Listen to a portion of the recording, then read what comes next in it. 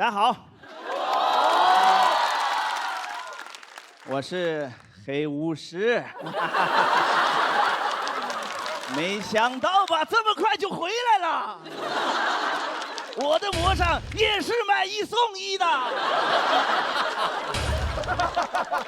羊蝎子，在上海市行不通的。处女羊蝎子。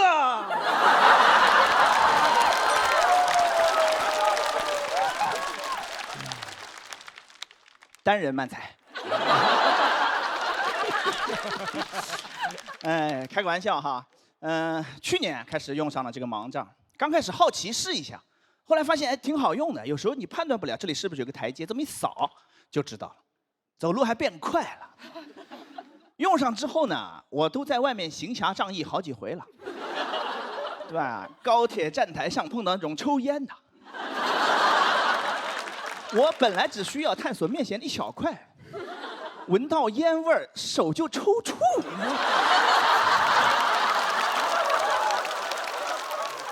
边打边道歉，不光提升移动速度，还增加攻击范围。推荐。当然，你们要买的话，建议跟墨镜一块儿买。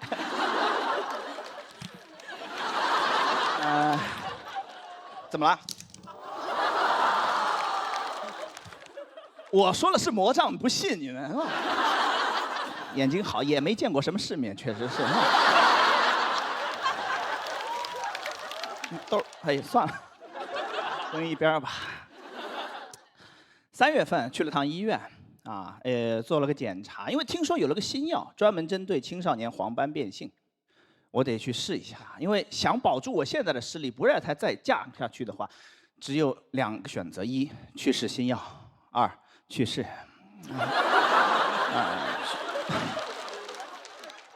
开玩笑的，有时候也是一条路，去试新药，然后就去世了，是吧？我这个还是比较安全的，是吧？医生做了个检查，说看了半天，你好像不是这个病。我说耳朵也坏了。他说你可能是另一个基因突变导致的别的病。晴天霹雳，这么多年白瞎了。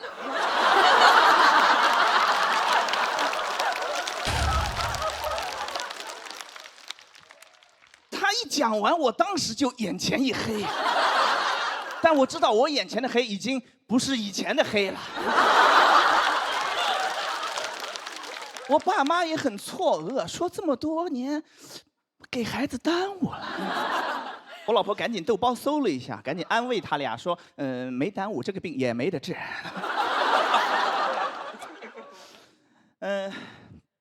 我说我怎么能不是青少年黄斑变性？我做了个公众号，就叫青少年黄斑变性，我做了7年了，对吧？我现在主要工作就是审核进群的资料，因为老有骗子想混进病友群，我就是个骗子。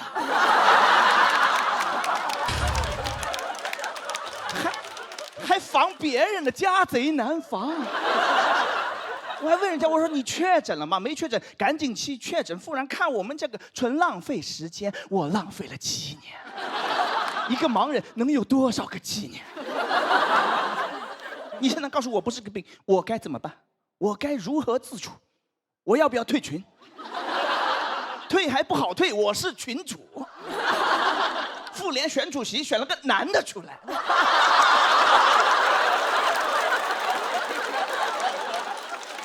现在局面就非常尴尬。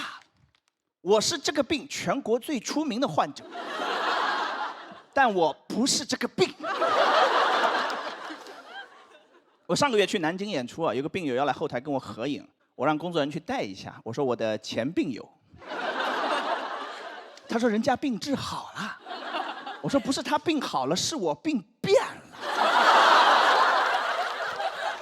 他问我说变成啥了？我说我不知道，我现在不想研究这个病，我怕又研究早了。哇，吭哧吭哧作业一写完，本子一合上。别人的练习册。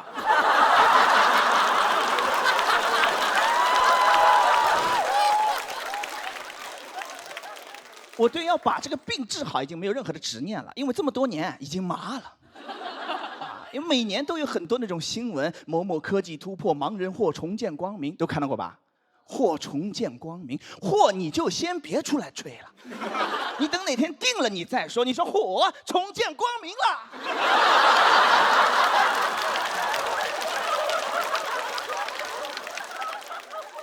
主要是说的太笃定了，对吧？好像今天整一下，明天眼睛就复明了，明日复明日，90%都没什么后续了，就纯是那种公关稿博眼球，拿盲人博眼球，你要下地狱啊！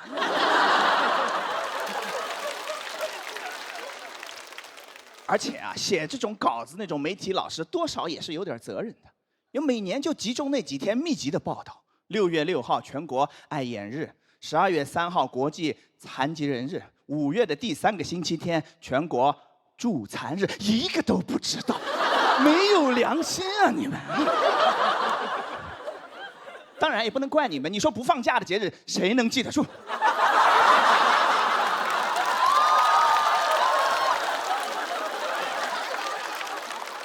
设立的初衷是好的，我们关注一下弱势群体。现在完全变味儿了，就是你到那天转发一下，表示你关心弱势群体就好了。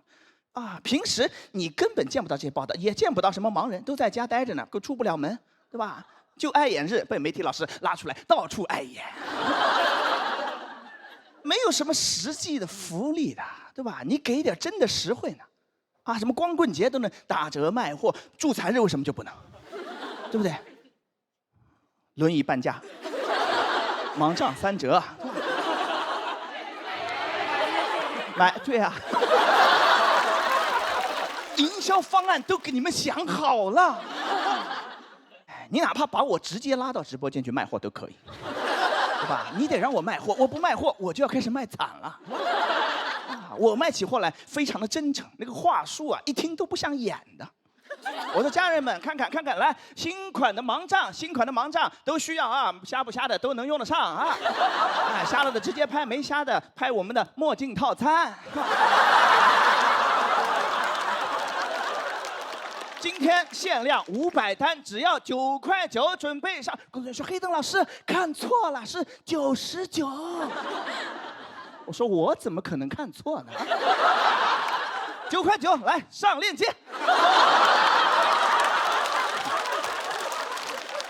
不要消费残疾人，来残疾人这消费，朋友们。3月份查的嘛，然后等了2个多月，10天前拿到了那个基因报告。您猜怎么着？医生看走眼了，不是他以为的那个病，也不是青少年黄斑变性，是一个跟黄斑变性很像，但是更加稀有的另外一个病。我在我们4个病友群里面找了一下，跟我完全一模一样的，就1个人。这下好了，不用建群了，我俩加个微信就可以。所以本来今年不想来这个节目的，但是发生了这么大个事儿，我觉得有必要上来跟观众们再澄清一下，对吧？主要是想找到那个第三者，我可以让你当群主。我忘了说那个病叫什么名字了，是吧？我不确定我能说下来，太长了。这个病叫做常染色体隐性遗传的 PROME 基因突变导致的视锥视杆细胞营养不良 CRD12型 I want you。谢谢大家，拜拜。谢谢黑灯，喜欢黑灯朋友千万不要忘记为他投票3哇！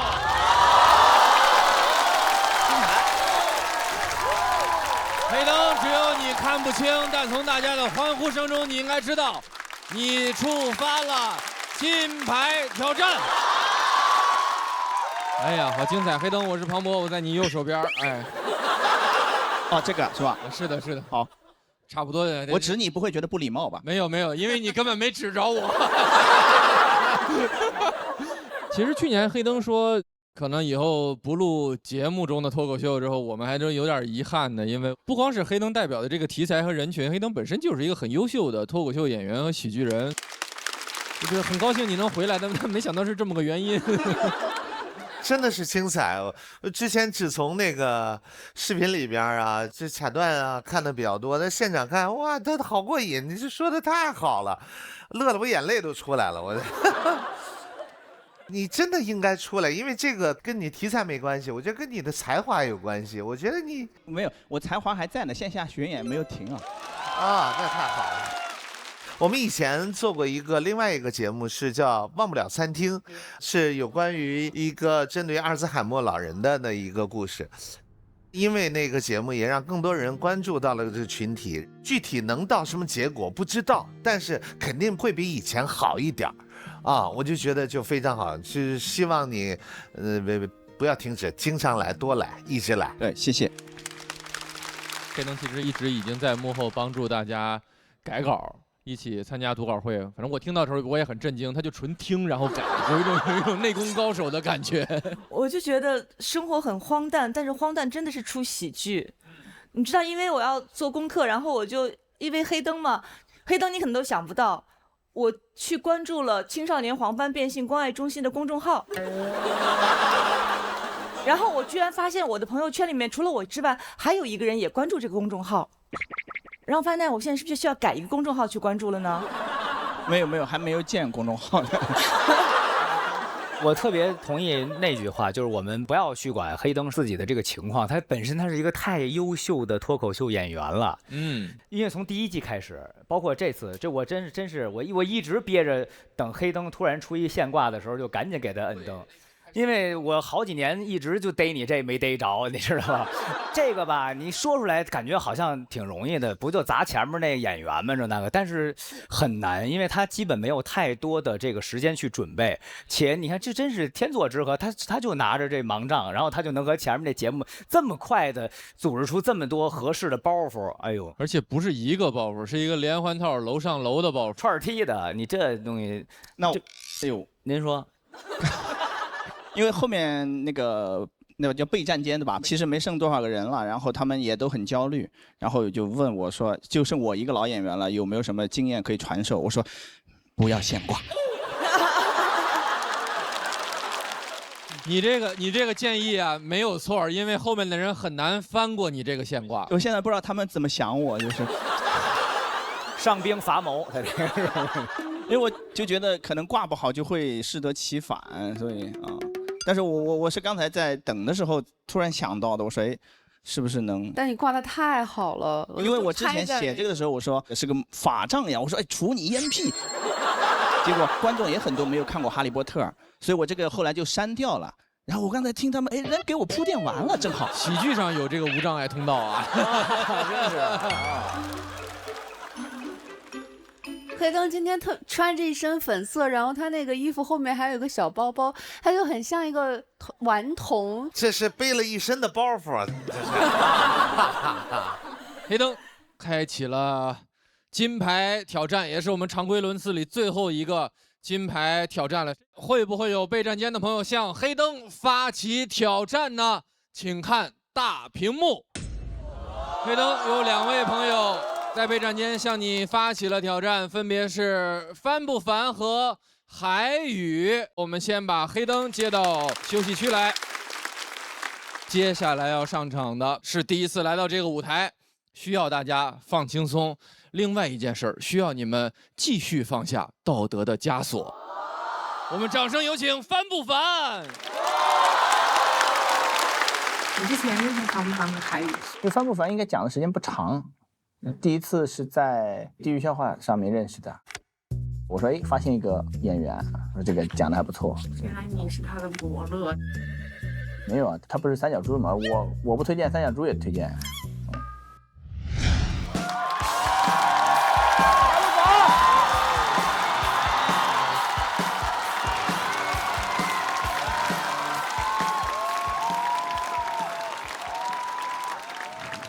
Hello， 大家好，我叫帆不凡啊，鼓掌吧，嘿嘿。又是个残疾人啊，对，一直熬到最后，残奥会。大家现在对残疾人讲脱口秀应该已经习惯了吧？不习惯也不用紧张啊。我虽然第一次站在这儿，但是爱惜已经给过钱了啊。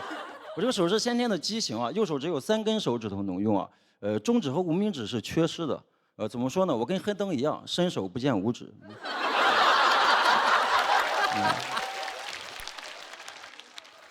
很多朋友都说我脾气好，真不是，没有办法竖中指。我跟我朋友说你给我滚，我朋友愣了一下说帆哥你这个挺摇滚呀。对，大家想笑就笑，毕竟在一个公众场所嘲笑一个残疾的机会也不多，尽量不要捂着嘴笑，太冒犯了。因为你捂嘴的时候，我是能看见你的5根手指头的。我还挺喜欢我这个手的啊，做了个美甲，大家看到了吧？不灵不灵的哈。对，有人说好看，有人说给你做怎么着得少收点吧。何止少收，临走都让他给我捐了点儿。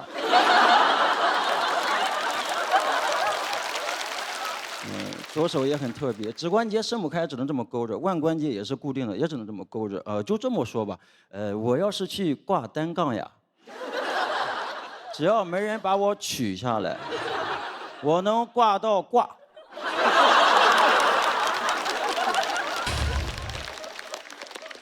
手腕很硬是吧？那有一次遇到一个阿姨啊，头一回见面就上手摸，其实我不介意上手摸，但是不要突然上手。阿姨突然握住我的手，她左右摇摆，她真的想给我掰直了。阿姨问我你疼不疼？我怕阿姨心疼，我说阿姨我不疼。结果她又加了把力气，这样疼不疼？我说不疼，就是有点想还手了。而且很有实用性，因为我朋友出门都喜欢带上我，他们说我这个手太适合挂包了，能挂得特别紧。哎，有多紧？台风天出去拿外卖，饭被风吹走了，袋子还在我手上，我都不用怕有人抢我包，因为他只要不撒手，我就得跟他一起回家。也算是一种人赃并获。最大的好处是教育意义。我有一次去电玩城，一个妈妈不想让孩子玩游戏，就看见我的手了，转头就跟孩子说：“看吧，游戏玩多了，手就会像哥哥那个样子。”我说：“弟弟，你别怕呀，哥哥这个手啊，他是写作业写的。”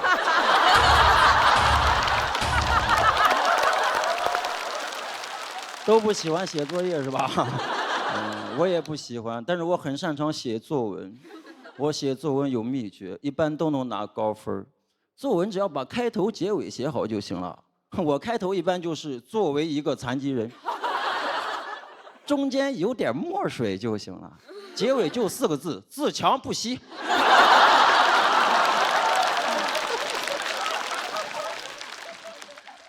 我这个手能选择的工作不多了，像什么二胡、卖艺、按摩、推拿，这些传统的残疾人手艺啊，都做不了了。所以我只能选择一个行业，叫程序员。其实没什么可惊讶的，因为很多程序员干久了跟我差不多。而且程序员最适合我，因为3根手指头就够用了。Ctrl 加 C，Ctrl 加 V。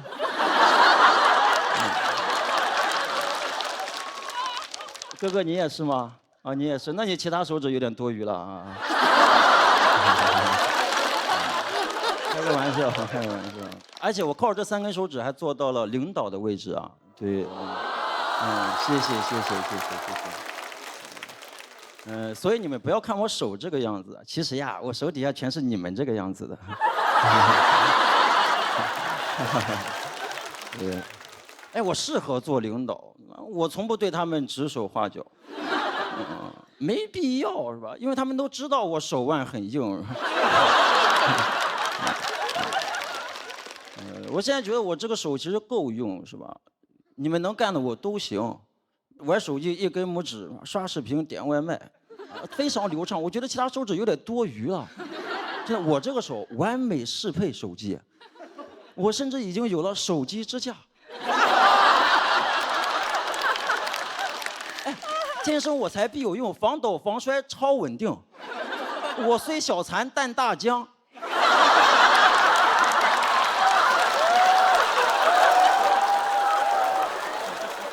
总有朋友说，哎呀，手握不住手机，掉下来砸到脸了。哎，那个你会不会是手残呀？怎么说？我这个进化的有点太快了，你能理解吗？就按照现在人类对手机的沉迷程度来看，人的手有没有可能就会进化成我这个样子？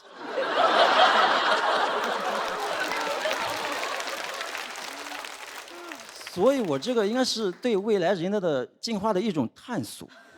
所以我不是残疾，我是人类的一种概念机。我也不是讲脱口秀，我就是在搞未来人类的发布会。我也不是帆布帆，我是帆布斯。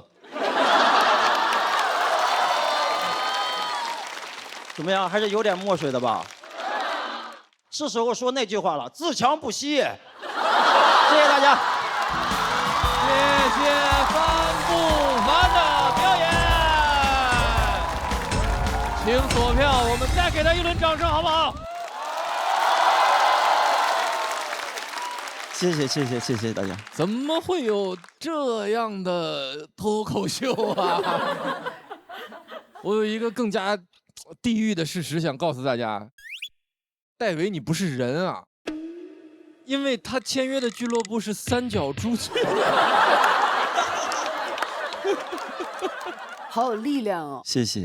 你的力量，我觉得已经到达一种我们真的会觉得我们是没有进化好的那一步。你是一个先驱者，我们是坐骑，是坐骑。对不起。太好了，太有感染力，太有那个能量了。谢谢。然后你让我们觉得这个世界到底怎么看待，是我们自己决定的。没有故意要冒犯你们啊，真的。这不是故意的。你是怎么进化出这套理论，或者是你是怎么？因为我觉得你可能一开始肯定是会有一些，比如说会自卑吗，还是怎么样？但是你又从一个漩涡当中长出来的感觉。其实自卑是比较早的时候，早期会自卑。你看我现在这个状态，应该不太会自卑。完全没有。对，以前会有，但是我觉得都是正常的。就每个人可能都会因为自己身上的一点什么事儿啊，都会有自卑。我觉得这个正常。我有这个进化的这个想法，主要是因为我之前写段子都在写自己手上有什么好处，写着写着发现，哎，我好像啥都能干。那我有没有可能就是，而且跟手机这个真的很恰当。是你刚才那个太丝滑了。我有一天就这么甩手机的时候，他就上来了，是吧？我就觉得哎，这还挺有意思的，我就这么写了。太棒了，太棒了！谢谢。特别感谢您，感谢您拯救了我们。不客气。因为什么呢？有的时候碰见这个残障人士朋友们啊，您讲这脱口秀啊，我们都会有一些个道德负担和心理压力。这么多人看着，给不给？给吧，是吧？你成功的拯救了我，因为你太有意思了，足够好笑，让我一点负担都没有。主要还是包袱足够好啊，这是硬实力。谢谢。所以说刚才郭麒麟说的这个心理负担是前面的黑灯啊，不是啊，我对他一点负担都没有，我对他没负担。所以说我觉得他们都是就特别强大的人，他是一个特别松弛的状态出来的。其实他讲到最后的时候，我恍惚了一下，我好像被他那个理论给说服了。我觉得好像是应该往那个方向进化。我觉得不要相信啊，段子就是段子。今天这个舞台让我有一些前所未有的属于哲学的一些时刻。就哲学，就你看待世界的方法跟角度吗？你知道，作为一个每天至少被手机砸1次以上的一个人来说，我突然发现人跟人的身体只是不同，而不同它决定了我们跟世界连接的角度方式是不一样的。除此之外，它没有其他的不同。这是我的感受。谢谢你带给我这样的感受。谢谢帆布斯。谢谢帆布斯，非常精彩的演出。那我们等3位都表演完，一起来揭晓分数。请你来到黑灯的身边。黑灯，你不会要去接他吧？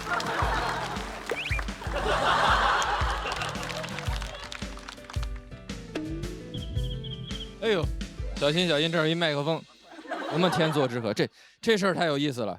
这要是别的朋友把我们赞助商做坏了，那这赞助商不开心是应该的。在这2位朋友手里，你们应该不会不开心吧？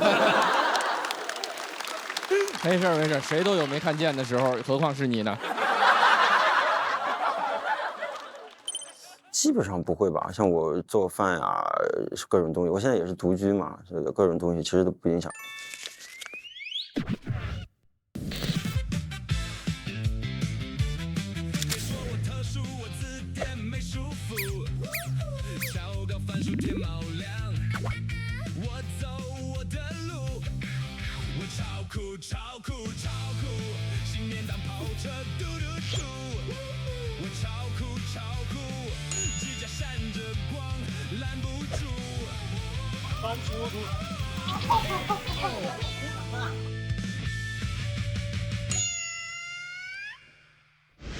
我们还有第3位要上场的朋友，大概率不会延续这个轨道继续向下，而且他也是第一次来到这个舞台。很多朋友希望人生是旷野，但这位朋友出生就在旷野。我们把掌声给到来自一支麦的高原男孩海宇。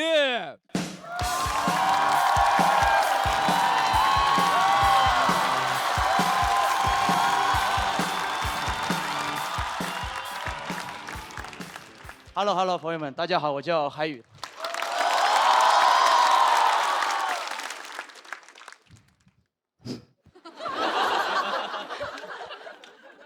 说实话，朋友们，现在我的稿子是什么，我已经完全忘记了。我今天的表演主题只有几个字：关爱残疾人。太难了，朋友们。我走上这个通道，我第一次为我身体的健全而感到。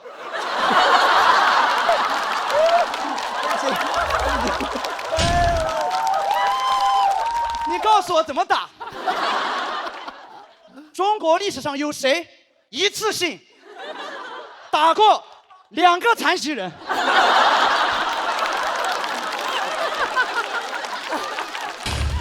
只有我打了2个残疾人。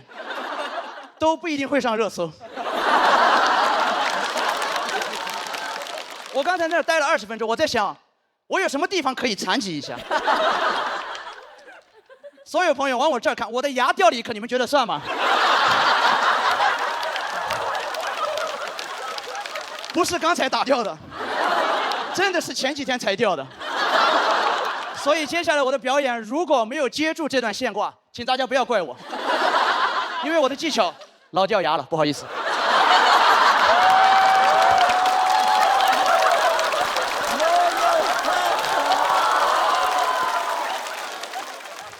谢谢大家给我的热情，我们现在可以听正常人讲脱口秀了吗？可以，对不对？谢谢大家，我叫海宇，开始我的表演。自我介绍一下，我是来自四川省甘孜藏族自治州，大家听过这个地方吗？感谢大家，因为跟人介绍家乡会很困难，基本上大家听到就会问，甘孜州是那个明星丁真那个甘孜州吗？我说对。他说那你把他的微信推给我一下。丁真对大家来说可能算明星，算网红，但他对我们这种小山区、藏区，他是我们的图腾。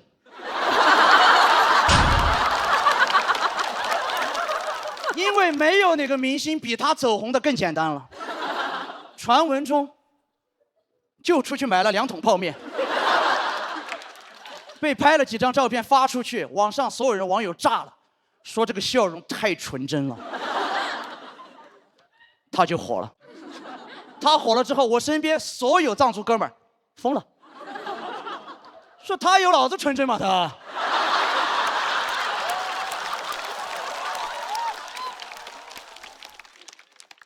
他懂微笑吗？他们觉得丁真走红的所有过程有一件事情格外的重要，买泡面。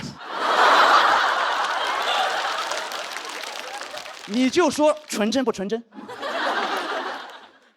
那段时间他们天天出门买泡面，我们县城超市老板出门买泡面，但凡看到大街上有游客拿着手机照相机在那拍，他们就开始表演纯真。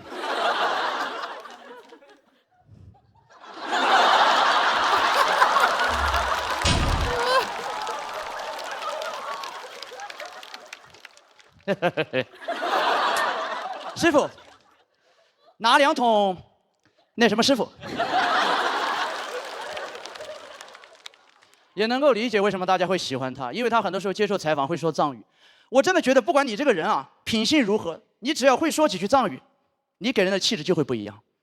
因为我们小的时候，所有的电视剧都被翻译成了藏语版，然后这个电视剧就没办法再看下去了。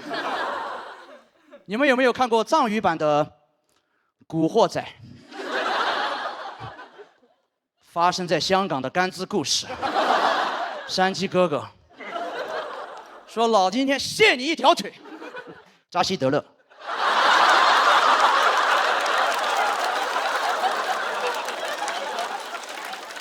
你就说虔不虔诚？你听完感觉整个铜锣湾真的很需要你这一条腿。如果那个时候跟他们2个比赛，我早就捐出去了。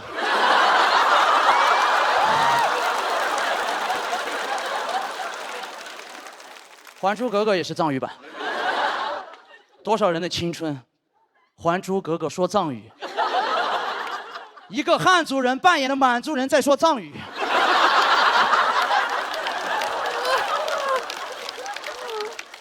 我只接受容嬷嬷说这4个字，因为这样对紫薇可以好一点。你扎他一针，扎西德勒；再扎一针，扎西德勒。紫薇说：“哦，扎死得了，别扎了，太快了，别扎了，别扎了。”后面我就来到大城市，真的朋友们，我感受了大城市的生活。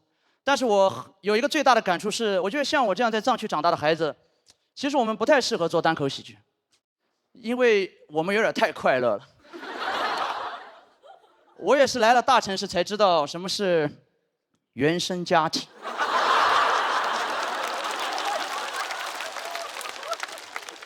我们那边真的没有，我们原生态家庭。我当时有一个同桌，他高考前的数学模考考了137分，他跟我说他回家会被他的爸妈打死，原话打死。理由是他上次考了140分，退步了。我真不理解，我当时的心态就是那种非常传统的篮球教练。我想这3分有那么重要吗？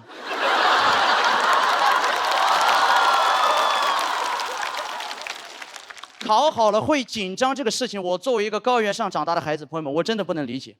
因为在我们那边，所有的情绪表达都很简单，都只有一个出口，我称它为“给黑黑”。大家都没有听过，没关系，我会在这里跟大家示范一下，但是你们不要害怕。好不好？我不会突然变异。很简单，就是说，不管我们的情绪是什么，我们小的时候面对草原，我们就会本能的吼出这么一声。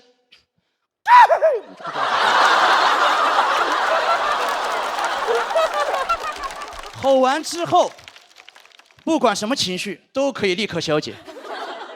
真的，小的时候我们放牛的时候会给黑黑，把牛做成牦牛肉会给黑黑。牦牛肉卖不出去，给黑黑；丁真直播把它卖出去了，给黑黑；全民给黑黑。所以我来到大城市的第一件事情就是跟我在这边最好的朋友分享。他听完以后不开心，他跟我说：“我觉得你这样吼就没有边界感呀，你当着陌生人面你这样吼你就没有边界感呀。”我们那边连边界都没有。所以我们敢。我总结过我生活的很快乐的原因，是因为我们那边的父母就这么养我们，你懂吗？他们对孩子没有什么期待，因为他知道自己是什么货色。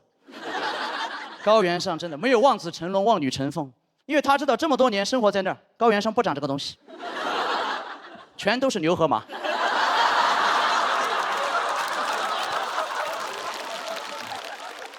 所以我也会有点割裂。因为牛马在我们老家真的是个褒义词，代表着自由、放纵、给黑黑。我觉得永远不会有一个藏区的牧民在放牛的时候，突然就看他们家的牛不顺眼，然后就开始骂他、抽他，说你今天为什么只吃了137根草啊？是不是最近没有认真上坡？你觉得你牛吗？你能不能学一下别人家的牛？早早的就去了某利某牛那种大厂。再不认真吃草，我跟你说，以后长大去当牛吹吹吧。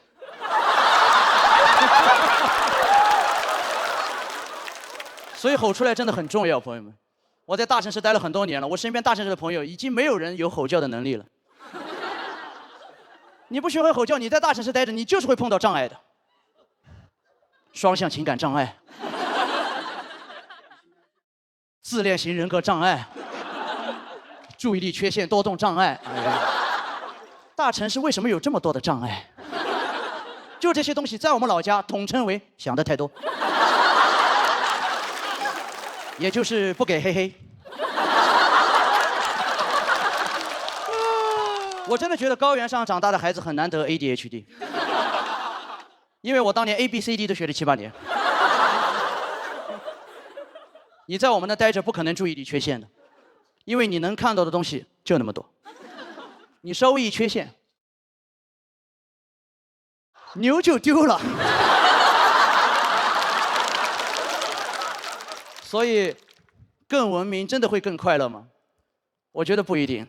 今天你们很早就准备了，坐大巴来到这里，其实本质上是一种追星。你们很累，但你们在看到你们想看到的那些人的时候，你们会瞬间回到我的老家。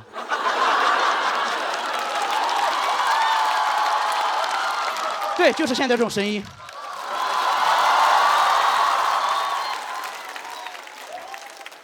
就我们刚才的这个情感交互，只有我们老家才会出现的。所以我把给嘿嘿推广给你们，你回家自己吼就可以了。它有很多应用场景，对吧？你们下次出差的时候可以带上它。高铁、飞机你就揣着它。你真要休息，旁边一个小孩开始哭，所有乘客不敢说话，就你站起来看着他，哎，小孩。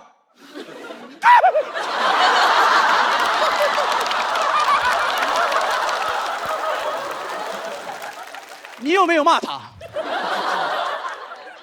你也没打他，甚至这句话跟他的爸爸妈妈没有直接的关系，但是所有乘客都会向你投来一个眼神。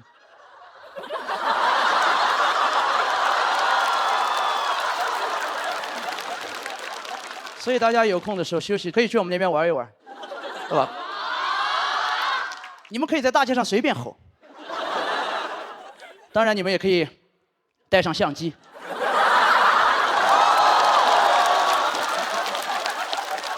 如果你们看到有人冲着你们笑，不要害怕，我们以为你们是星探。下一个丁甲要来了。我讲完了，朋友们，谢谢你们。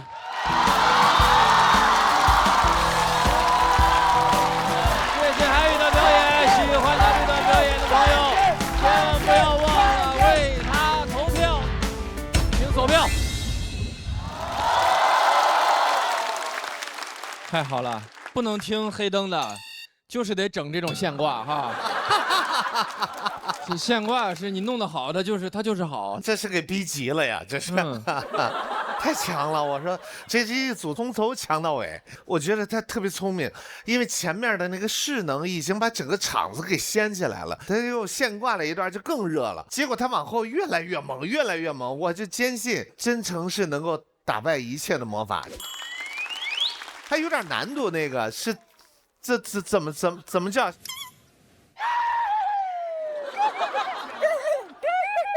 我的天哪，我仿佛已经去到了甘孜。我觉得他最狠的是表演结束之后，他一句话都没说过。韩宇，什么感受？谢谢大家，因为第一次来，还是演完之后会有点紧张，就还是有一种不可置信的感觉，所以感谢大家吧，感谢大家刚才给了我这一切，谢谢，谢谢。大林这待了3年了，还是会有新朋友带给你新惊喜哦。我有点累了，说实话。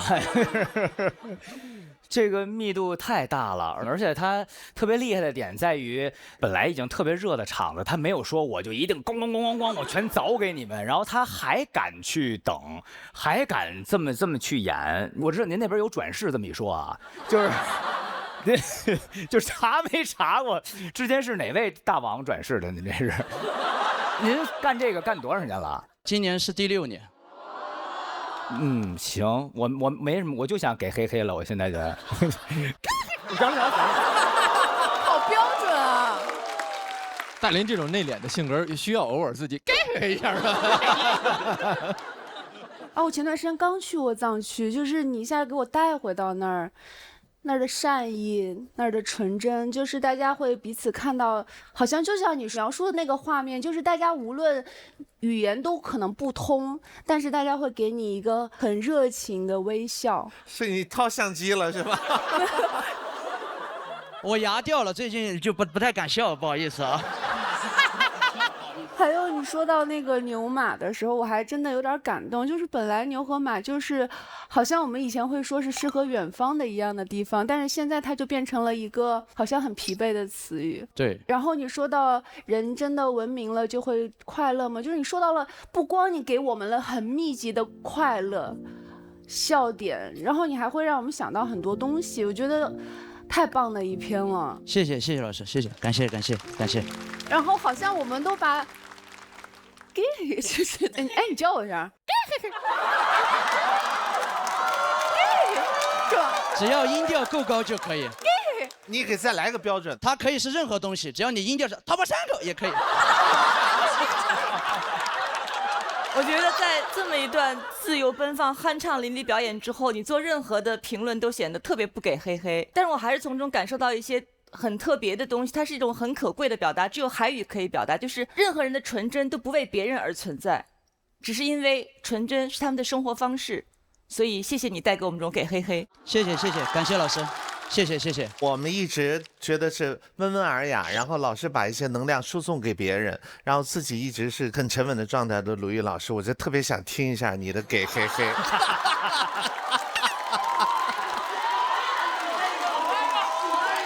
咱所有人一起吧，好不好？来，3、2、1。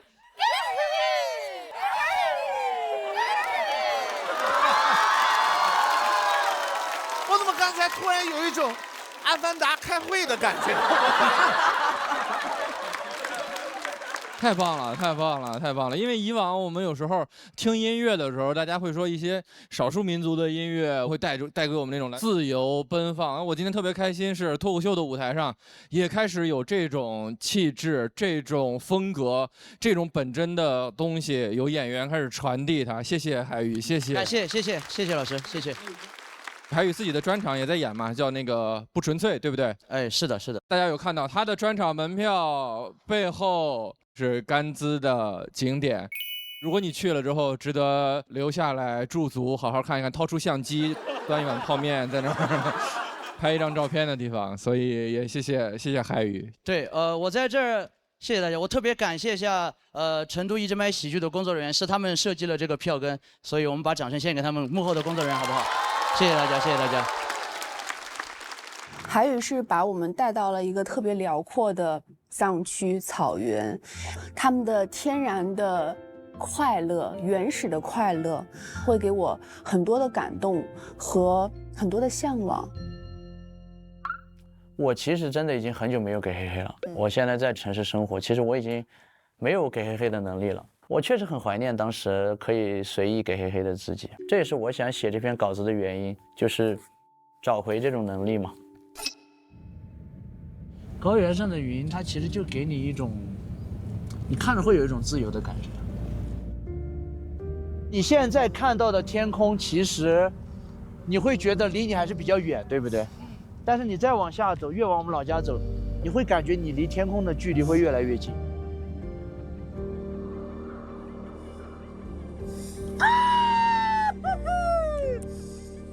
听到了吧？大家这样去吼叫之后，你会回到自己可能刚出生的时候吗？你跟这个世界打了一次招呼，但是为什么你长大以后就不会用这样的方式打招呼了呢？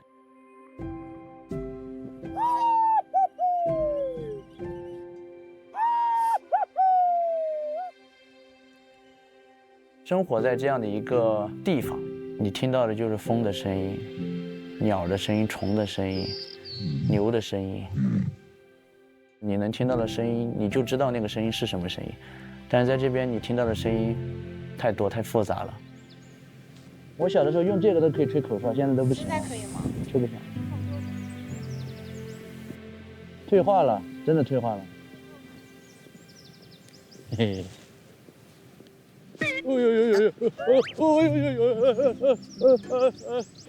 他们不认识我了，对他们觉得我是外地人。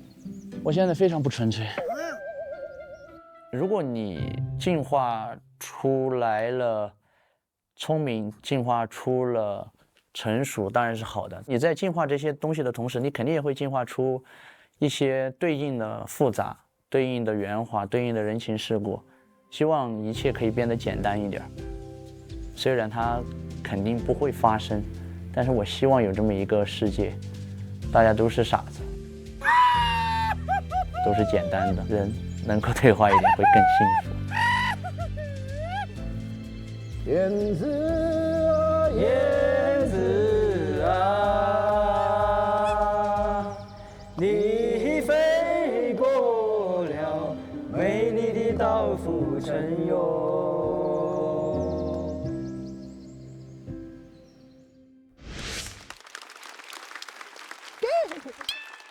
谢谢，哎呀，好精彩的一组对决呀！我这个接下来的请求特别缺德，我请帆不凡扶着黑灯来到台中央。太有爱了！在场有一位算一位，没有人能猜出结果。我们看一看所有人最后的选择，最后会是什么？请看大屏幕。我觉得黑灯的胜利最大，他真的是取之不尽、用之不竭的幽默。一定是韩语啊！韩语控制了整个现场，他控制了所有人。烦不烦？他太有优势了，段子非常精彩，人格魅力更大吧。他们那一场对决里面，我觉得整个喜剧的舞台的底色都是红色，在翻涌，在滚动，在燃烧，太有生命力了。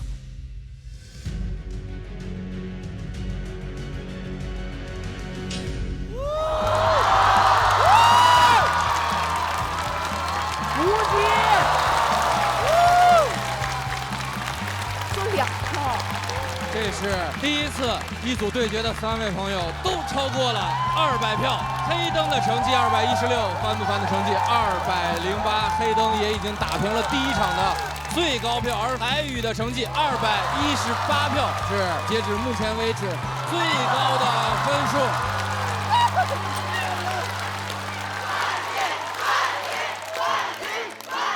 就像梦里面那种很复杂的一个场景。我赢了，我知道我赢了，就是脑子里面就一直在重复这句话，期待这一天，期待了太久了，所以一定要记住这些时刻，不要辜负这么久自己的等待和期待和渴望。第一次在韩语上看那种血性，藏族爷们的那种气概，就不畏惧任何的舞台的那种感觉。韩语应该代表了一类演员，不被人看好，不被人认可，在线下一直深耕。大家看到是拿这么高的票，应该很多现在还在迷茫，还在线下，然后有好内容的演员会被这段所激励到。那组对决确实非常非常精彩，甚至有可能是《喜剧之王单口记》这个节目里面最精彩的对决了。感受到吼叫的力量了吧？喜剧的内核是吼叫。希望后面的人挑战我们的时候注意一下，尊重。希望大家都有这种顶住的时刻。我们一定都会有这样的时刻，我们一起加油。我们是以眼还眼，以牙还牙，不许还手。我要遗憾的请帆不凡再次扶着黑灯，走一段崎岖漫长、没有任何功德的路，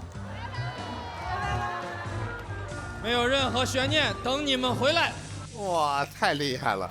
再把掌声送给舞台上的韩语，请前往晋级区并领取属于你的金牌。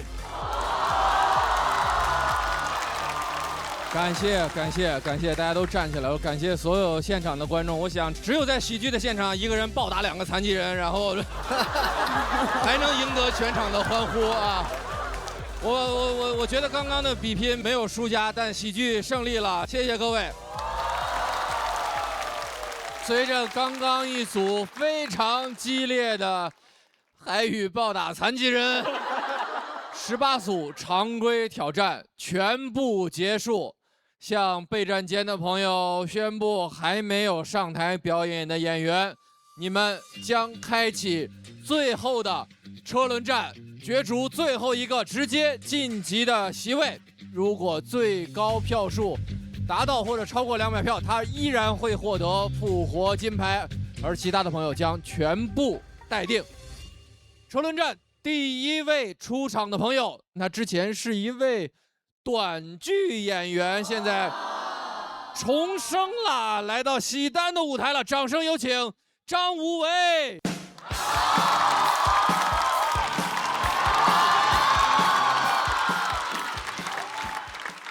楼1、楼2的朋友们，你们好吗？哇！谢谢你们，谢谢你们。跟大家介绍一下啊，我叫张无为，然后是一名短剧演员啊，短剧演员。我发现现在很多人都在吐槽短剧。我朋友说，张无为，看完你演的短剧，我要尬死了。我说你要尬死了，你只是看。我演完第1集已经尬死了。死也没用，第2集重生了。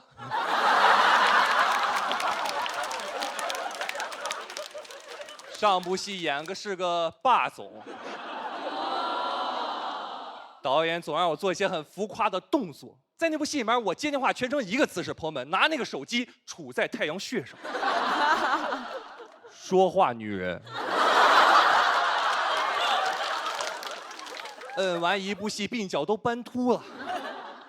生活中都改不掉，外卖来了，我说说话女人，放门口吧，谢谢。不仅动作尬，台词更尬。我最爱说2个字，有趣。什么都能引起我的兴趣。感觉我这个霸总是个 I 人，人格 INST， interesting。演的时候不理解这个角色很割裂，一边演绎我一边扪心自问，我说为什么？为什么我这么有钱，但没见过世面？女主就骑辆自行车，我看着她，我说有趣。谁允许你把这种平民的东西骑进我的庄园？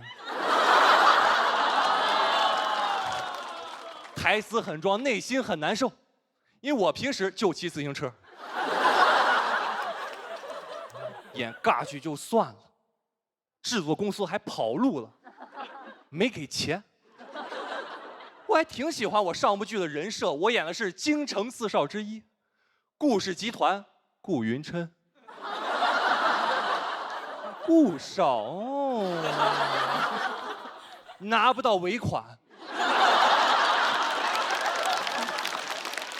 其他3少都没拿到，我们京城4少身家100亿，现在联合讨薪，想起诉公司没用，4个霸总没有1个懂劳动法，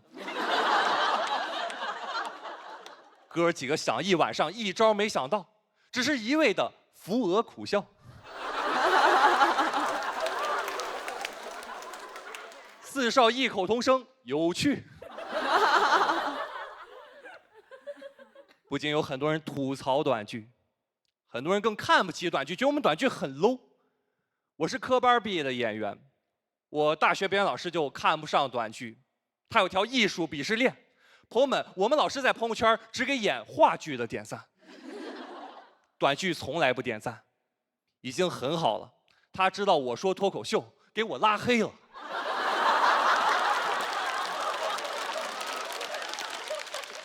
他希望我们毕业之后都去演话剧，但话剧不挣钱。我们班同学现在都在演短剧。去年我们一起回母校看望老师，老师看着一屋子的霸总，光京城4少就有8个。给他送副锦旗，祝老师桃李满天下。更难受，大大学4年，他以为教出来学生是桃李，没想到是红果。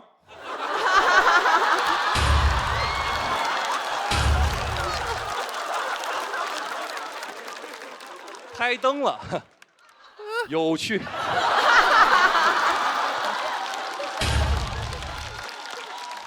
跟着拍了，你成功引起我的注意。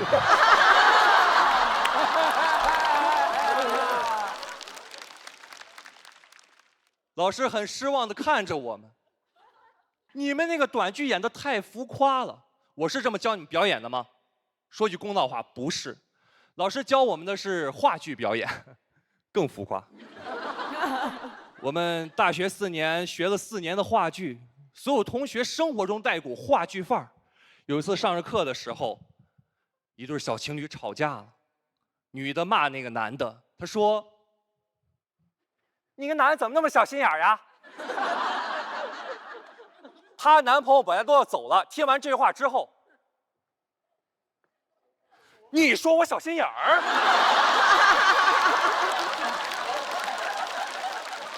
我小心眼儿？我的上帝！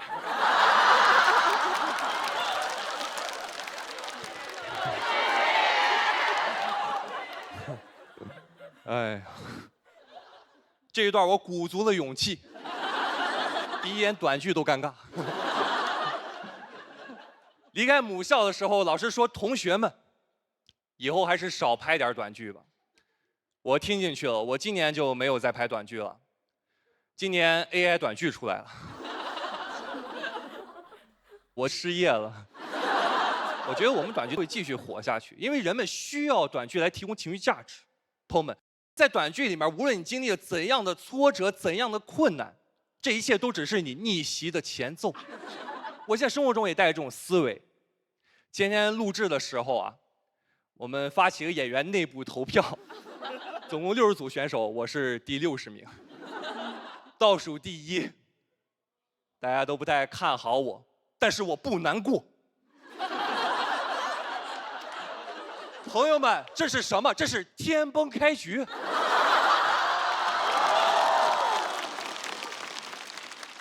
我是演短剧的，我太熟了。我当时看倒数第1，我说稳了。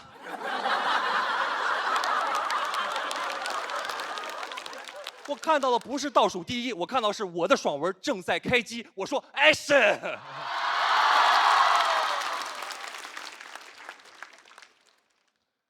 真的，本来很悲观，一下心态就转变了。什么待定区、晋级区，都是我顾云琛的舒适区。今年是喜丹录制的第3年，我说3年之期已到。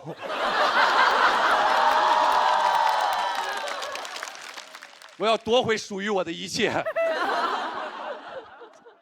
很极限，这个结局是我前天晚上写完之后发给导演。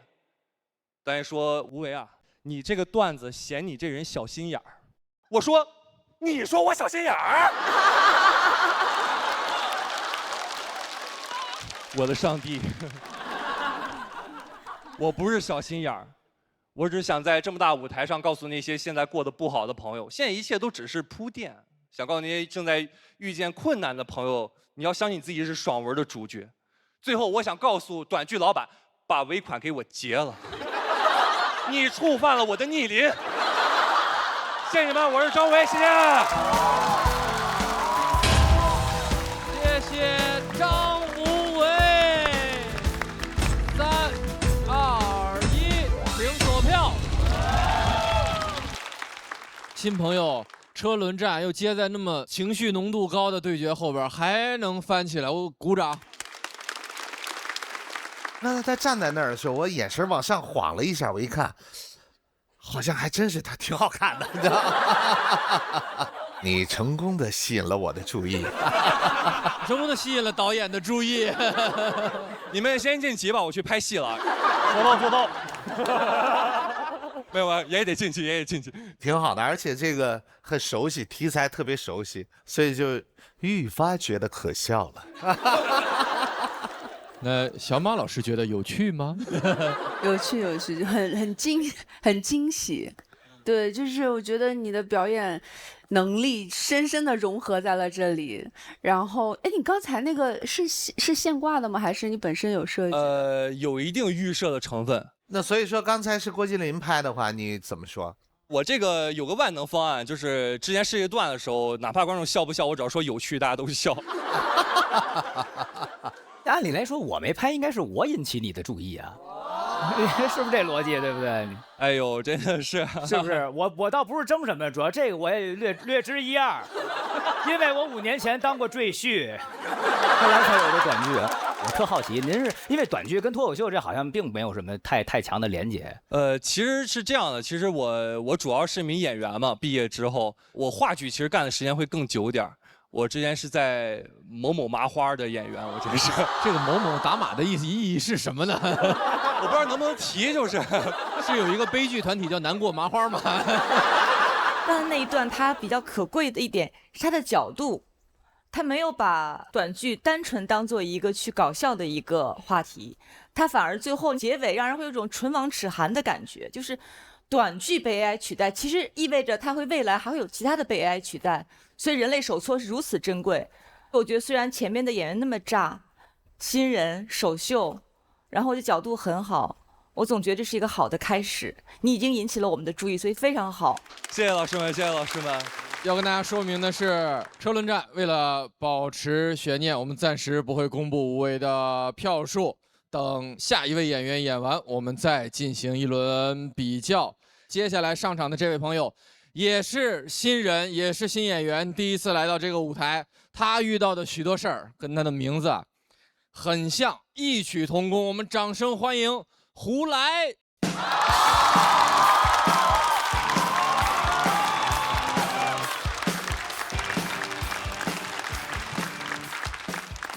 哎，1楼2楼的朋友们，你们好吗？哇，开心开心啊！很高兴上电视了啊！其实是第2次上电视了，第1次是家里发生了一场火灾。哦，头发不是火灾烫的。当时是我和爸妈，我们一家3口临时出门，忘了关大功率电器啊，结果插板自燃了，我们也不知道。等我们仨回到楼下的时候，好几辆消防车就停在我们面前。我们仨没人怀疑过自己家起火了。我妈还问呢，说不会是我们家着了吧？我说咋可能呢？咱家21楼，你看，25、24、23、22、21。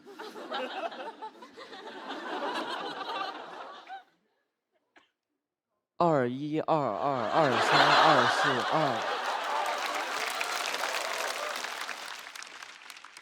1、2、3、4、5。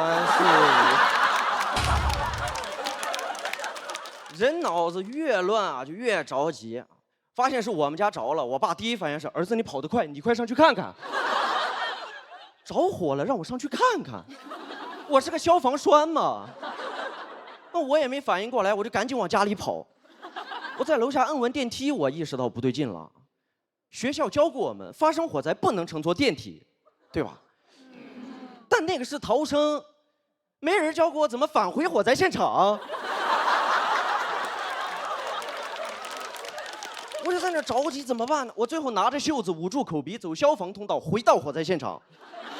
我呼哧带喘了爬了21楼，看见我爸妈坐着电梯就上来了。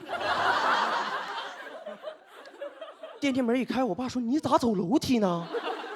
那多慢呢？”我说：“我怕坐电梯走得太快了。”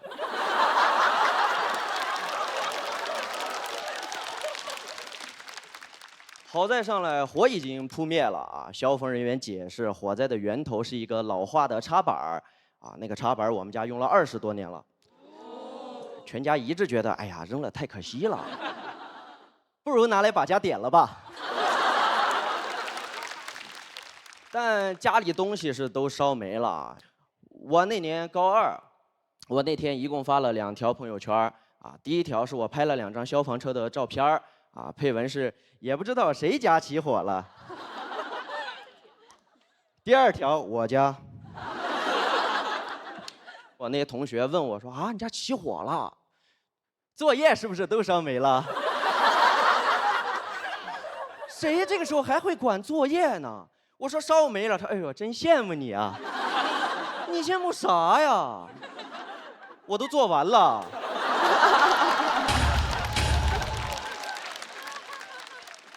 火灾烧完之后那段时间，全家情绪都特别低迷啊，因为家里10几年的积蓄都烧没了嘛。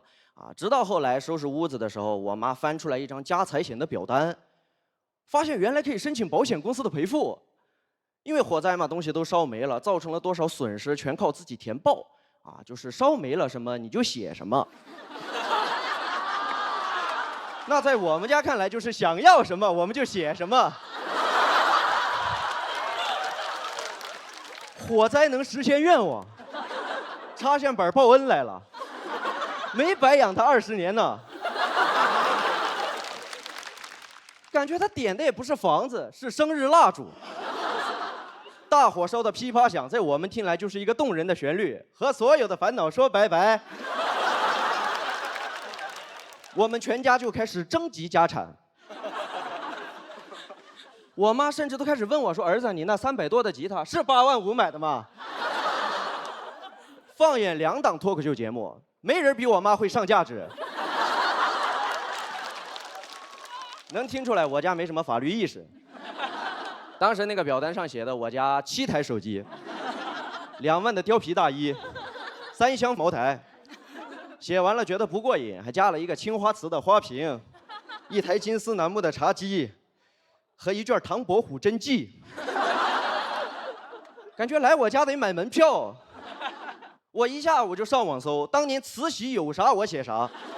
我写到最后看着这个表单，感觉我家是被8国联军烧了的。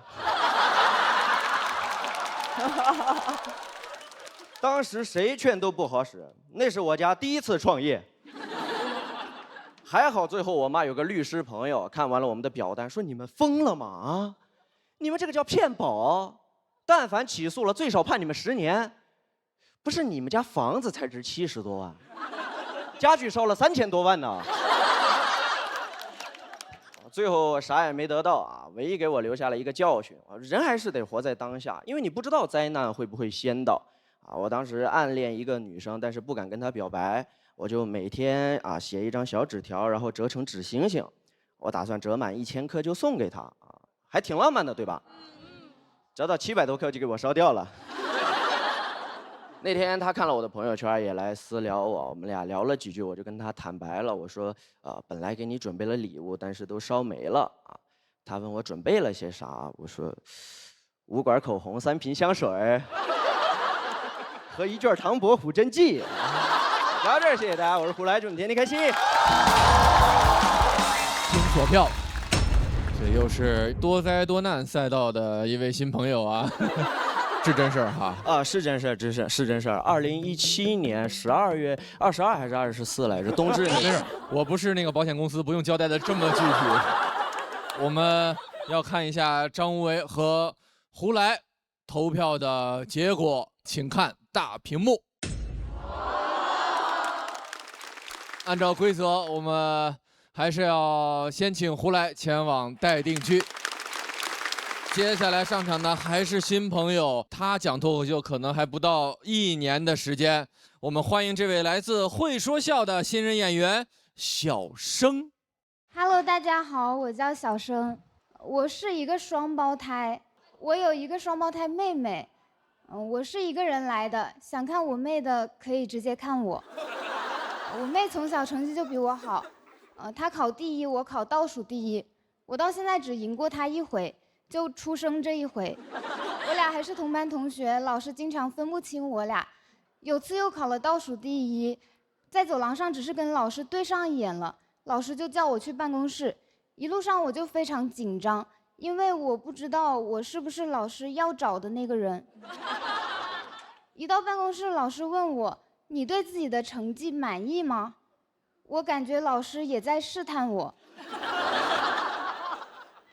我说我还有进步的空间，说完老师就笑眯眯地拉了个凳子让我坐，我当时就知道我来错了，但我答对了。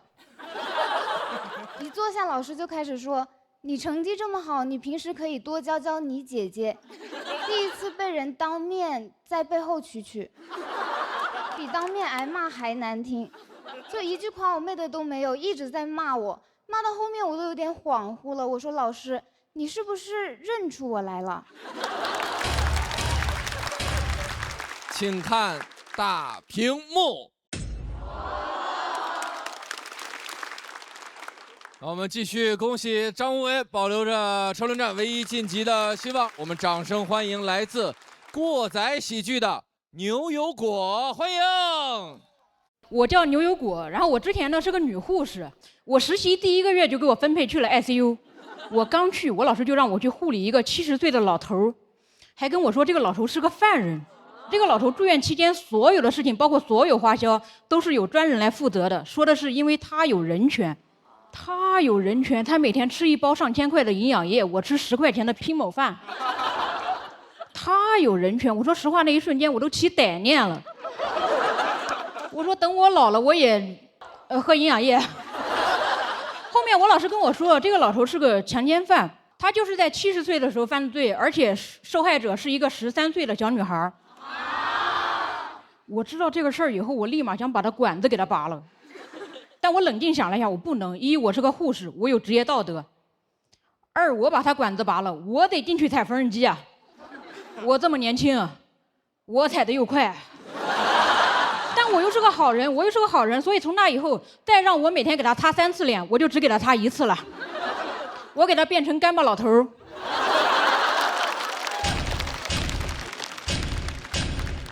我们看看结果吧。根据规则，很遗憾，要暂时前往待定区。5分钟，我要京城苏家千金苏婉晴的全部资料，她的行程、喜好、出入场所，全部整理给我。顾少，真不行，苏小姐行踪不定，5分钟根本整理不完。有趣，那还要你做什么？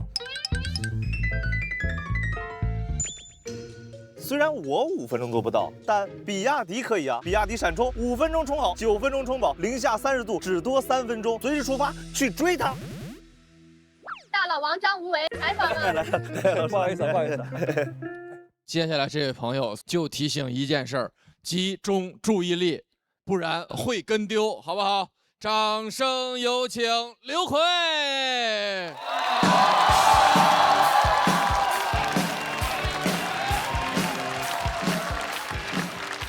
大家好，我是刘奎，欢迎各位。自我介绍一下，我是一个线下非常不知名的小演员。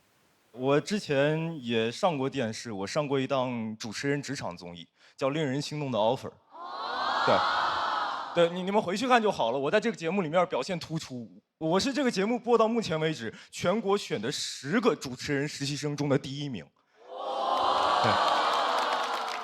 被淘汰的选手，也就是说，你们今天回去要是想看我的抽象表现，你们别开会员，第1期免费看。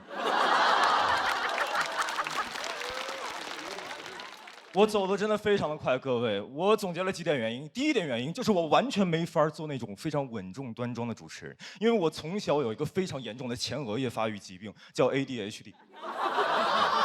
就是多动症，但我跟那些多动症不太一样。我是只要情绪一激动或者紧张，我就忍不住眉飞色舞。我大学的时候我就是学播音主持的，那个时候我大学老师让我播新闻，让我播那个新闻，我每读一个重音我就挑一下眉毛，所以就导致严肃的时政新闻都被我读得异常的猥琐。我大学读新闻，我原样我是这么读的。近日，美国和欧盟爆发了新一轮的贸易冲突。你听我读，你感觉贸易战是我挑起来的。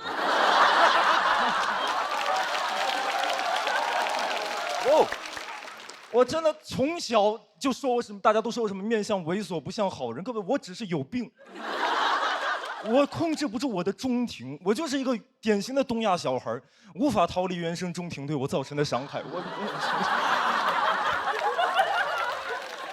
这是我被淘汰的第1个点。第2个点是因为节目组他给我一个实习生安排的任务是让我采访一位明星，那个明星的名字叫易立竞。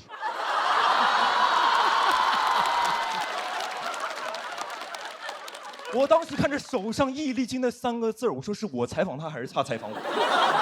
我跟你们讲，就在我淘汰后，有一条营销号写的标题原文，他写的还不叫刘奎采访易立竞，那条营销号写的叫刘奎选择挑战易立竞。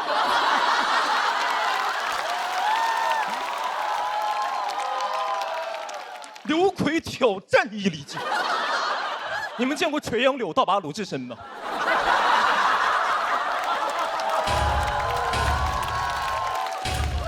各位，我当时太紧张了，所以就导致我当时动作完全变形。导致我当时每说一句话，我就对着正前方的易立竞老师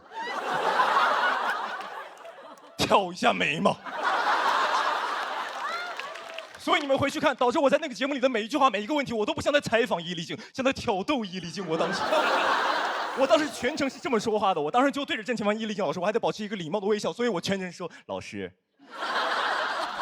您对我采访您有什么样的看法？”我回头看那个视频了，各位，我不像采访者，我像旁边西餐厅的相亲男，拿着红酒杯在那，小易呀。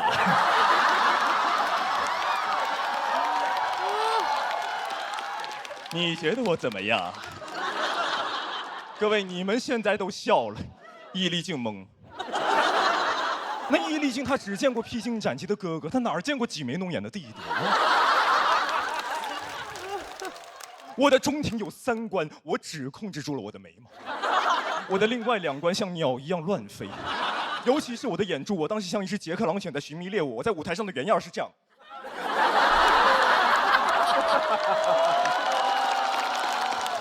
易立竞老师就在我对面跟着我的眼珠，感觉被我传染 ADHD 了。而且我这个病叫注意力缺陷，什么意思？我大脑有时候会因为过于紧张，我突然开始放空发呆。所以我当时正在跟易立竞说话，我说着说着，我突然盯住他身后的一块空地，我开始发呆长达5秒不动。当时易立竞害怕，因为台上只有我们2个人。我一直看着他身后，因为台上有2个脏东西，一个是我，一个在易立竞身后。但他不敢回头。你们想一下，易立竞采访了20-30年，他见过无数的神经病，他还没见过鬼。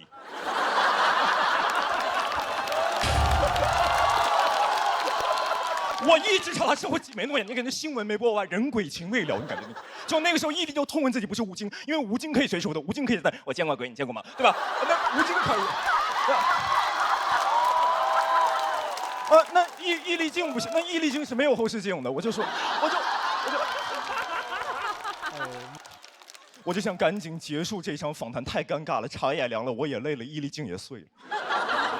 我就想赶紧结束，就立马站起来跟直播间的导播我说：“老师，就录到这儿，我结束了。”导播先我一步站起来，说了一句我这辈子都难以忘记的话。导播站起来说：“啊，刘奎，咱们什么时候开始录？”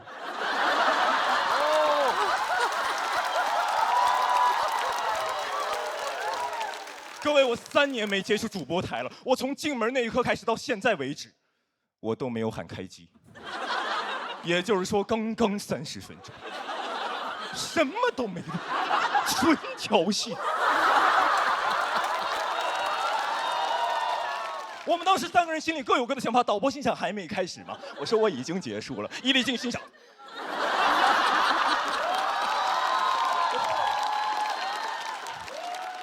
我当时把易立竞老师逼到他开始坐下来反问我问题。易立竞坐下来问我说：“刘奎，你是学这个专业的吗？有考虑过转行吗？你能看着我说话吗？”各位，我的采访真的太有感染力了，我甚至感染了整个观察室跟导播间。当时的导师席的老师有一位老师的名字叫鲁豫。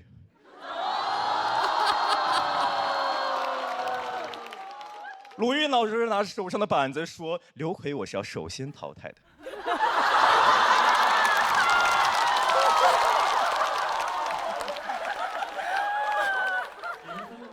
你们3位老师有意见吗？3个老师跟被我传染一样，没有。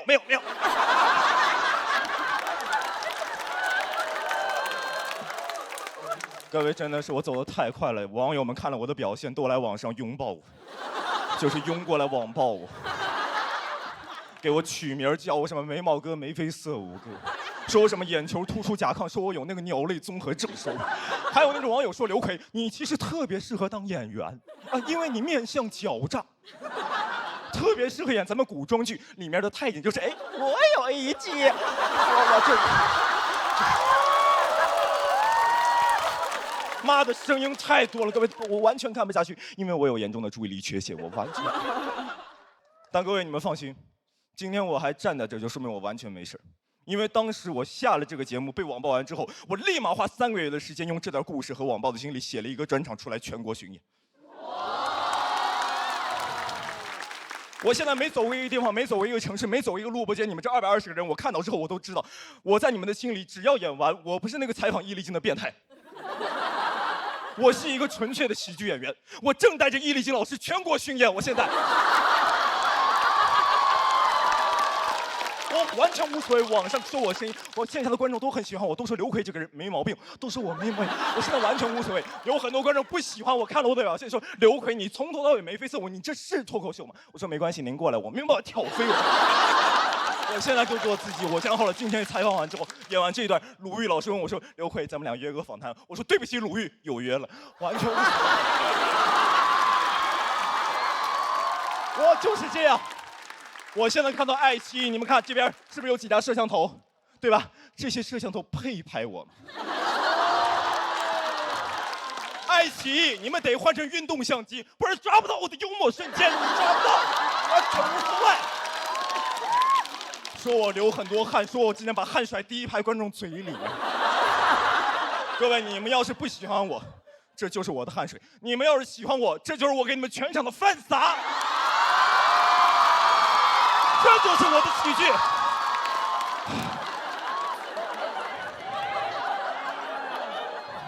不是累了，是我的演出到这儿就要结束了。我想问各位一句：你们喜欢我的风格吗？我拿到属于我的 offer 了，谢谢你们。谢谢刘奎，千万不要忘记为他投票，请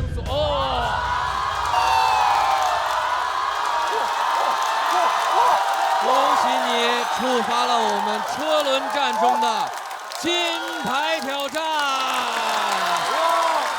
也就是说，无论最后是不是你在车轮战中胜出，无论是谁，最后直接晋级的朋友都会带走这块复活金牌。我先代表节目组给易立竞老师道个歉啊。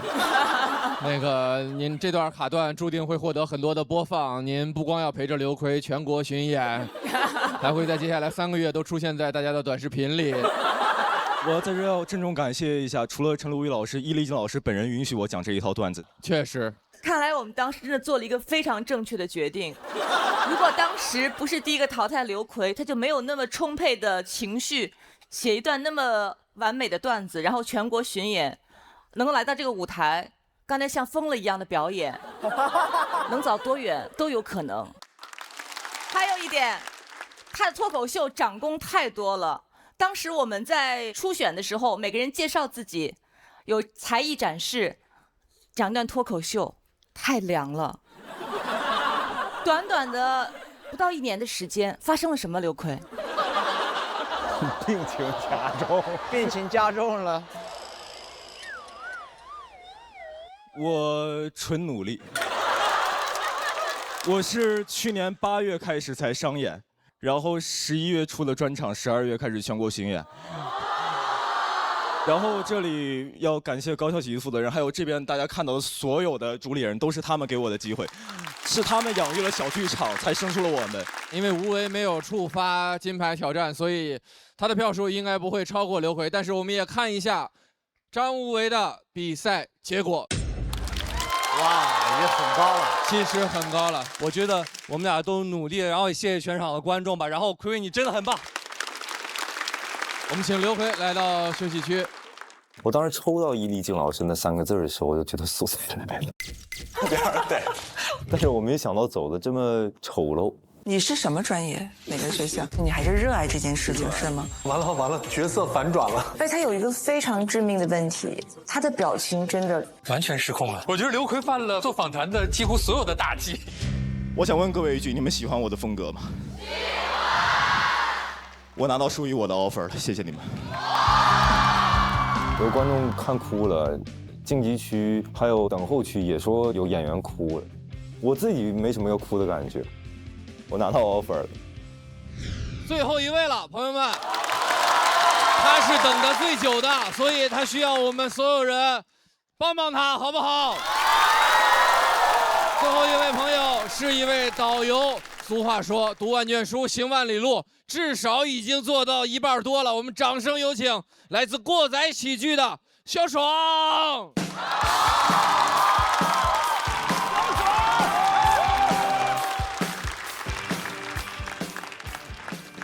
哎，大家好，我是小爽。名字叫小爽，是一个北方人，老家是河北保定，现在在四川成都当导游。我观察了一下，每次到了景区比较漂亮的地方，一般都是一个姑娘很认真的在那拍照，一回头，男朋友老公在旁边玩命的抽烟。我说哥，你不过去给女朋友拍个照吗？那有什么意思？没见过世面。没见过世面，就那个人进去抽，玩他抽，出来也抽。我见世面，他好像一个移动的烽火台一样，知道吗？我说你出来旅游，你是见世面吗？你和这种人出来旅游就很扫兴，对不对？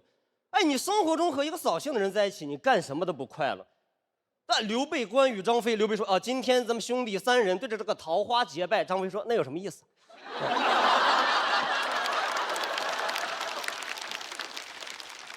大哥没见过世面。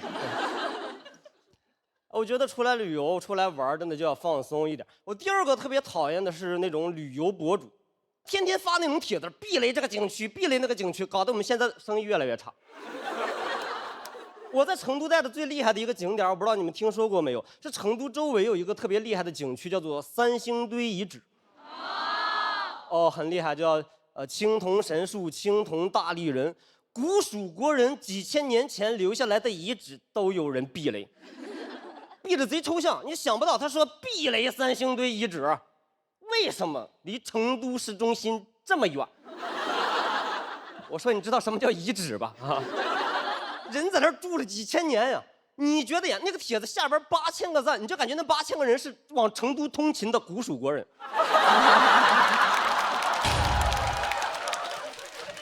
哎，我觉得景区好不好自己去看一看，我推荐你们去3星堆遗址看一眼。那边有很多神秘的问题困扰着当代的考古学家，对吧？你比如说，考古学家根本就不知道为什么那些古蜀国人在几千年前为什么要选择抛弃自己的都城，向成都进行一次大规模的转移。现在答案找到，因为他们觉得离成都市中心太远了呀。哪个古蜀国人他不想去成都的街头走上一走呢？你说说。哎，我真的现在看到那种避雷的帖子，我都有点叛逆了。我会怀疑，我说有那么差吗？他越避雷，我越想去了。我这避雷大理，我说我去看一看。避雷九寨沟，我说玩一玩。真的叛逆到现在，别说什么大理九寨沟，我去年去杭州演出，他说哥避雷西湖醋鱼，我上去我就来了一条。但是家人们，避雷西湖醋鱼哈。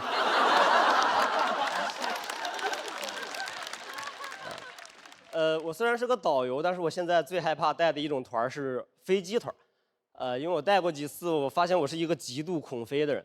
就是我在飞机上遇到那种气流颠簸，它飞机颠簸的越厉害，我身体抖动的越厉害，我身体能跟那个气流产生那种同频共振，你知道，就特别害怕。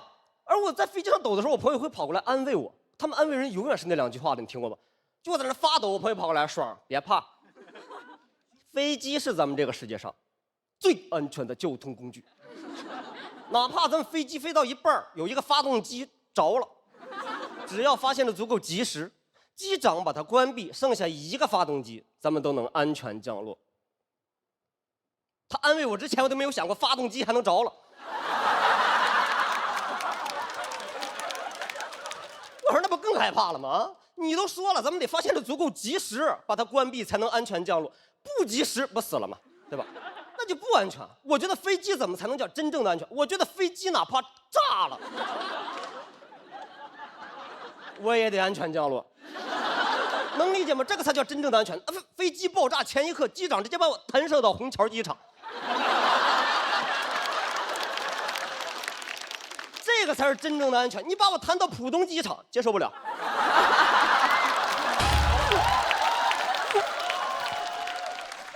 你把我谈到浦东机场，我骂你，我说避雷浦东机场。为什么离上海市中心去了？真的很害怕。我在飞机上一旦遇到那种气流颠簸，我会有一种等死的感觉。我觉得很无力，我什么也做不了，我只能听机长、听机组人员的。我觉得我临死之前，我可以反抗、拼搏一下，我做一点有意义的事儿。我看电视剧我就很感动，人家一个将军临死之前奋勇杀敌，为了保护自己所爱的人；一个大夫临死之前拼命的救人，最终倒在了手术台上。我临死之前收起了小桌板和遮光板。我说我死不死的，我坐一靠背给你调直了，是吧？死了也得坐直了啊，做一个死直男。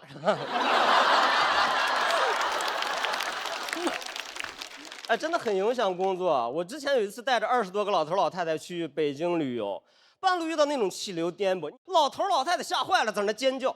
我导游我还得忍着恐惧，我去安慰他们。我根本不想安慰他们，我也想尖叫，我甚至想钻进老头的怀里，是吧？我说大爷抱紧我，大爷。但是我怕他投诉我说我骚扰老头。我回去跟经理说，我说经理，我说我恐飞，我说我害怕，我真不能带飞机团了。他给我讲大道理，他说恐飞是你的情绪，你害怕是你的情绪，工作你要用态度来解决。你要有一个态度，就别说今天这个飞机颠簸，就哪怕今天这个飞机炸了，你也要把团给公司带下来。我说飞机炸了，我怎么给你带下来？飞机炸了，所有人都炸死了。我拿了个导游旗，我说大家好，这儿是天堂。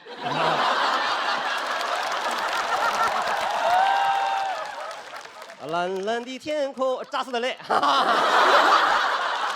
哎呀，真的很害怕。我真的是，我觉得我在飞机上害怕，主要是因为我觉得会死得不明不白。就我在临死之前，我都没办法给家里打个电话、发个信息。我领导说不会了。飞机上有很多那种特别厉害的装置来保障咱们的生命安全。比如说，其中有一个装置叫做黑匣子。他说，如果飞机发生了事故，哪怕飞机爆炸了，黑匣子也是可以完整的保留下来。我们找到黑匣子以后，可以通过黑匣子了解飞机发生事故的原因，你会死得非常的明白。我说飞机爆炸了，人被炸没了，黑匣子可以完整保留下来。那为什么我不能坐在黑匣子里边呢？你这不本末倒置吗？我人都炸没了，你把黑匣子保留下来干嘛？你把我保留下来，我也能告诉你飞机发生事故的原因呀。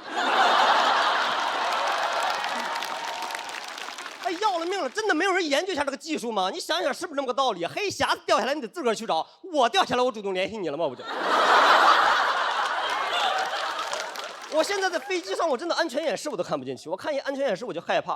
他说，如果飞机紧急事故发生了以后，我们会及时为您弹出来一个氧气面罩，你可以拿着氧气面罩吸氧。我说我插你那2口啊，我人都要死了，我人生中最后剩下了2分钟，你给我弹一个氧气面罩，你都不如给我弹出来2根烟。我临死之前抽2根烟，我死得潇洒一点。马上要死了，所有人在那惊恐哀嚎，只有我拿根烟，没见过世面。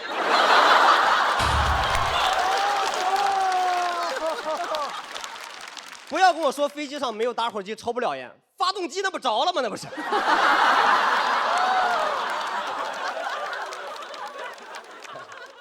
我觉得真的说点心里话，我觉得我作为一个导游，今天能为这么多优秀的演员和这么好的比赛做一个结尾，我觉得真的很帅的一件事。但帅就帅在我可以讲我当导游讲了那么多年的一句话，可以放在这儿，就是朋友们，今天的旅途到此结束啊，谢谢你们啊。谢谢小爽，请锁票。谢谢。这句谢谢是真心的呀，因为就像他说的，能给这场演出画一个圆满的句号，这事儿不好干。这种时候，这个比赛的节奏，这个时间点，能完成一场扎扎实实这么稳健的演出，厉害，兄弟！谢谢，老乡，老乡，自古燕赵多这个幽默之士。他跟嘻哈是这个算同事对不对？你们这个又孔飞又空姐的这个。这个段子里边好多那种就是科普的一些东西都是嘻哈跟我讲的，很感谢嘻哈。还是想你变成黑匣子。就跟他那个段子里边一样，其实到最后一个了，最后那一刻，我们不希望掉下来一个氧气面罩，掉根烟，就是来一根好像。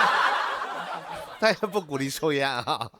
但是还得科普一下，氧气面罩还有很多急救的一些措施，其实都是有用的。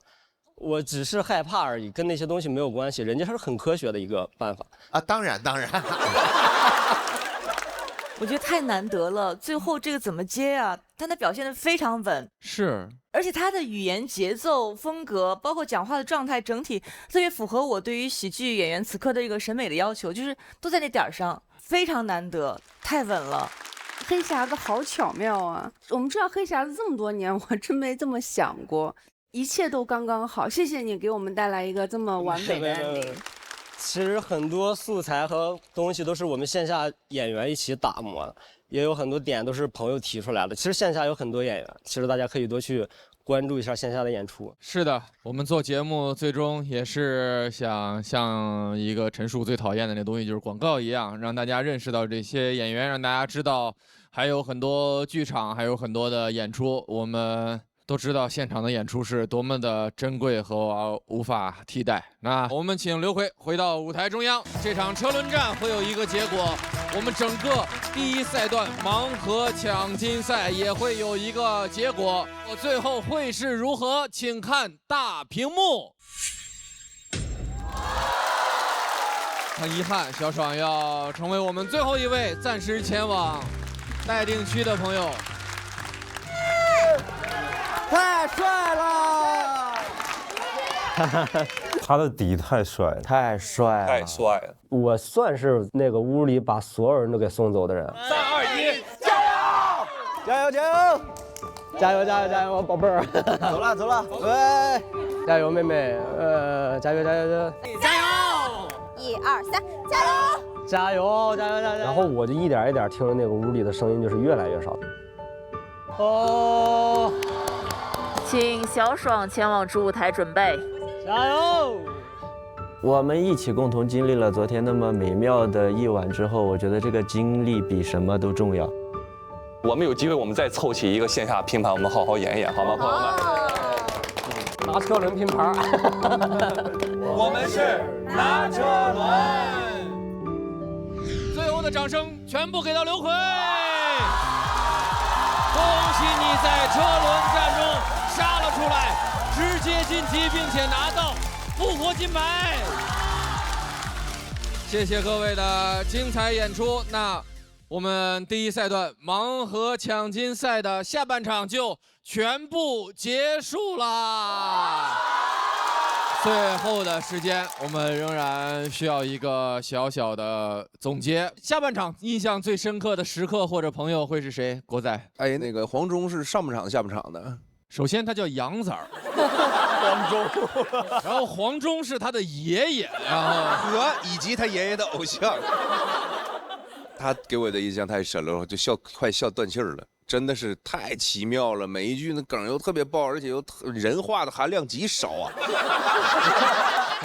但是又很巧妙，了不起的。我也投黄忠一票，我觉得太好了，真是。但我也不是，就是这一边觉得自己生得早很幸运，一边觉得真幸运。没有，就是很开心。我今天在这里见到这么多优秀的演员，让我对这个脱口秀又充满了向往。这只是向往啊！谢谢，这太厉害了，太厉害了！我是不会再跟他们比赛了。我觉得也是今天晚上很多演员在休息的间歇发朋友圈的那个瞬间，其实就是黑灯和帆不凡还有海宇他们3个人的 PK。我觉得很多演员都很有感触。看完那场演出之后，大家都会继续充满对脱口秀的热爱。你知道，当你用心认真的去为此努力的时候，这个舞台不会辜负你。感谢216位观众朋友们吧，是你们造就了这个美妙的夜晚。谢谢各位，谢谢各位，谢谢各位，谢谢各位，谢谢各位。待定的选手可能他们会面临淘汰，但我希望他们能继续说下去，哪怕也许你说100次只有1个人笑了，但是也许那个光就会照亮那个人。然后还有就是我们能看到，比如说已经晋级的很多人，尤其是咸鱼，他曾经在这个场上说凉过，但是他现在又是一个非常强的王者，所以我们会等到那个凯旋的时刻的。今天让我们足以理由相信，这块土壤依然肥沃，这上面的选手依然有无尽的动力，而且我特别高兴的是，他们各自长着各自的样貌，根本约束不住，因为他们自己都有他们自己的个性。希望这种不一样，希望这种异同能够不断的野生野长。我也希望今天晚上这个舞台上出现那么多向我们扑面而来的充满了生命的蓬勃的旺盛的精力，充满了无限的奇思妙想的创造力的演员们，能够带给我们更多的勇气，迎接明天的所有的生活带给我们的一切。感谢脱口秀，感谢这样美好的夏天的夜晚。谢谢四位，也谢谢所有的观众，是你们陪伴我们完成了这样一个美好的夜晚。我们先来看一下本场的得票情况。淘宝闪购更优惠，你的喜报已就位，请看大屏幕。在这里恭喜晋级的所有演员朋友，我们也恭喜海宇218票获得本期比赛的最高分，恭喜！够快、够好、够优惠，淘宝闪购将与你一起见证够闪耀时刻，并且为你准备了惊喜福利。这个赛段在一开始就公布，一共有44个晋级名额。这个节目一直以来一个原则：演员友好、公平公正。除了我们已经获得直接晋级名额的21组演员之外，按照整场成绩的排名，还会有23组朋友再次回到舞台。我们看一下哪些朋友还会继续为我们奉献精彩的演出，请看大屏幕。宽尺，上次卡住了吗？啊？还有一件事情要向大家说明，在之前的魔王挑战环节中，有一位魔王成功的守护了他的金牌。按照规则，按照本赛段的成绩排名，我们很幸运的还会有一位朋友能够额外的获得机会，重新回到舞台。我们看一下他的名字。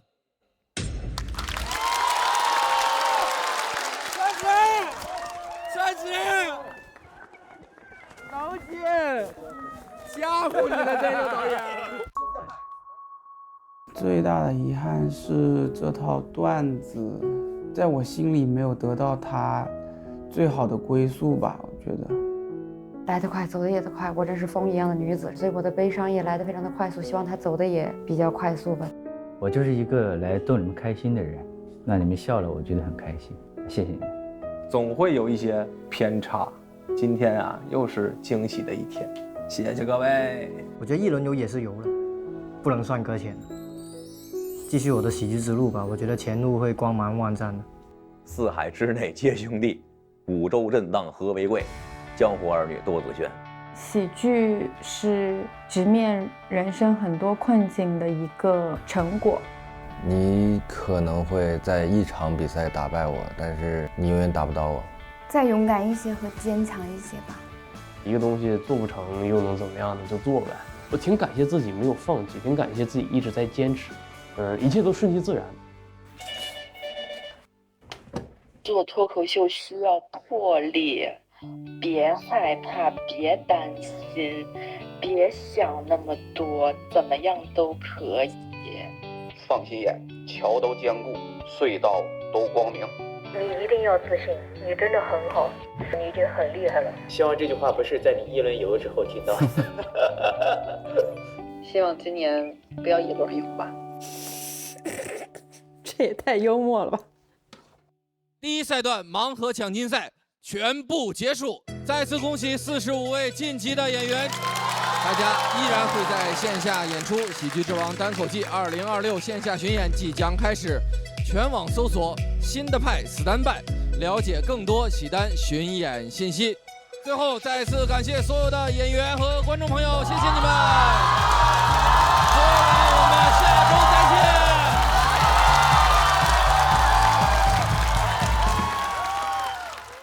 之前曾经以为这个夏天可能，会有很多酷暑，会很难熬，但现在看来，一些个小风送爽，话剧表演，新人太强了。来这里的感觉就是一个武林比武大会，各个门派的不同的打法的人来相聚到一起，切磋过招的这个感觉。盘子够大，土壤够肥沃，就会有更多的形式，更多的人才野生也长出来。我的感觉是，大家越来越追求纯粹的好笑。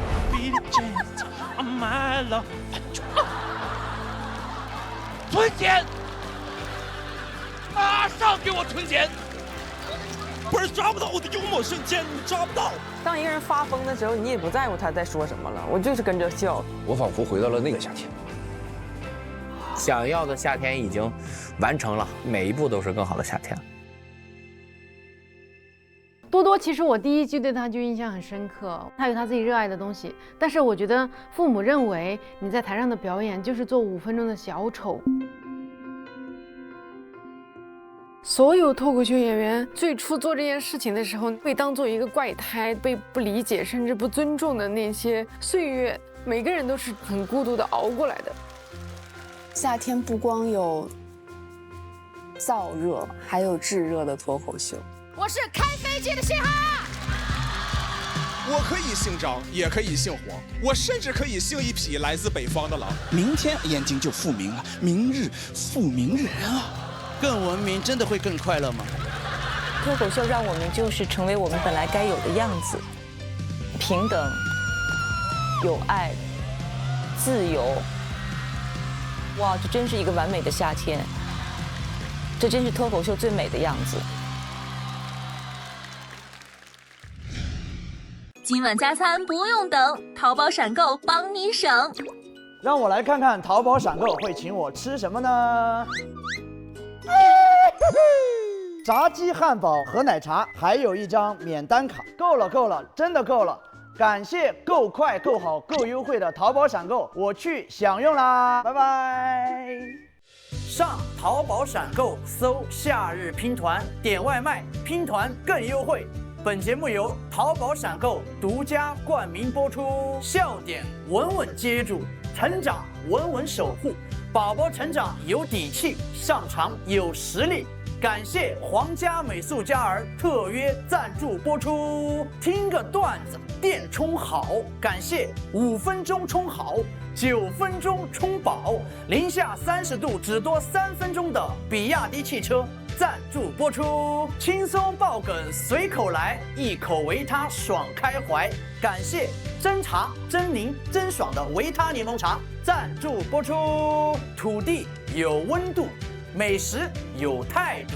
感谢爆笑零食好 homie 10个晴天美食小铺赞助播出。欢迎大家来到收工了喜剧之王。看到这个房间哪里不一样？来到了台语的打卡墙。如果自己要突兀的话，想贴什么？我要贴满古语，他俩很难拥有自己的后裔。那我也贴满古语。你想贴伊丽静老师？我说，喜欢我的主持风格吗？可以看着我说话吗？刘奎，要是你也拿到 offer， 为什么想打2位残疾人？残疾人打残疾人的人，不是想打，他本来只想打黑灯，然后我就塞进去了。我看得非常的淋漓尽致，热泪盈眶，满身大汗，直接腋下打开。好棒，好棒！我们的正式下外网比赛，只有老实人题卡上是词语的真实含义。没看懂呢。我是大聪明。特工因为了要执行任务，身体要一直强健，所以他们要做着拉耳朵深蹲，他们叫那个深蹲级特工。哪个是？拉耳朵深蹲是南美原始，有点太假了。我这是非洲，大洋洲。哎，我这是古希腊。我改宋朝了，不是你。喜剧之王单口季线下巡演已开始，全网搜索新的派，了解更多喜单巡演信息。欢迎来到第2赛段对抗路友谊赛，精彩继续。欢迎这一赛段陪伴我们的李乃文老师。我们还有一位好朋友、老朋友，要帮他们暖个场，掌声有请终身现役的刘洋。1200块的医生真的是厉害，他捏了我爸小腿一下，就说出了一个特别让我长见识的病，叫做肌肉周围神经病。我说哦，现在呢？看今天这个冥冥中都是一种暗示啊，这有辛伯，有俞伯，我们有庞伯、黄伯，还专门请来了一位李伯伯。我们每一个成员扎头发，发际线都快推到背上了。最近世界杯大家有看吧？空中哈兰德，我这么天上顶峰飞行，落地了我头发必须纹丝不动，感觉你退休了可以直接这么抠下来，留给下一个空姐。你跟她说端好，这才是铁饭碗。上大学学高尔夫和学高等数学没有任何区别，毕业之后都用不着。我家那高尔夫球场不让我用团购，太傲慢了。什么小众运动不让大众随便点评。付航虽然票比我高，但我比他白呀，比他拟人。慢慢来，用智商打败他。我管这个方法叫徐徐制胜。每天6点钟，全国各地歘起来几百万个罗马人往北飞，一会儿排成一字形，一会儿排成人字形。人是汉字，他们排 people。反正这个劲儿太帅了，真是。我看了非常热血沸腾，几乎想要回来参赛。谁会拿到这一场的第一个晋级名额？请看大屏幕哦。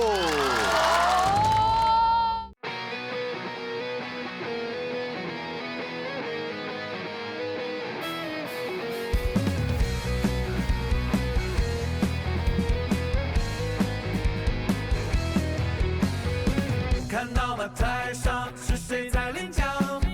不是我，我在角落飘飘飘领奖。不是我。排队排最后合照站最边上。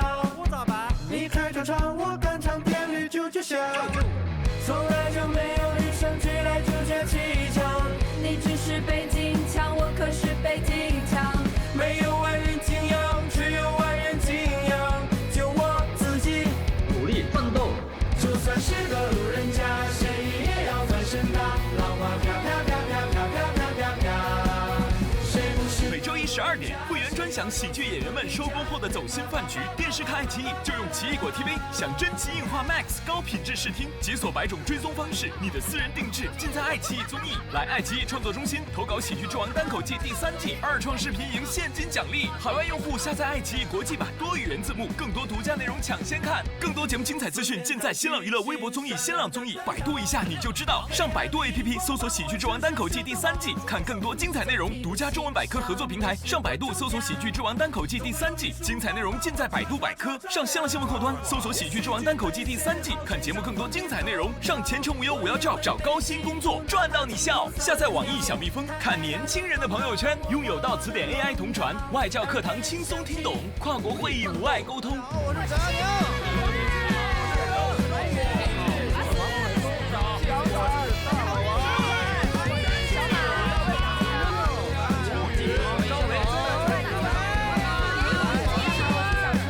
谐音梗靠拜双关，预计再来。